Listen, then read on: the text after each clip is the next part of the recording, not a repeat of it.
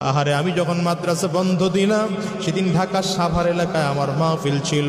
মাহফিল শেষ করে আমি রাত্রিবেলায় মাদ্রাসায় এসে ঢুকলাম, তখন 3টা সাড়ে 3টা বাজে। মাদ্রাসায় ঢুকে দেখি সব বাচ্চারা চলে গেছে। ছোট্ট একটা বাচ্চা আমার মাদ্রাসার বাবুর্চির সাথে ঘুমায়। বাবুর্চিরে ডাক দিয়ে উঠাইলাম, কিরে বেটা এই বাচ্চাটা বাড়িতে যায় নাই কেন?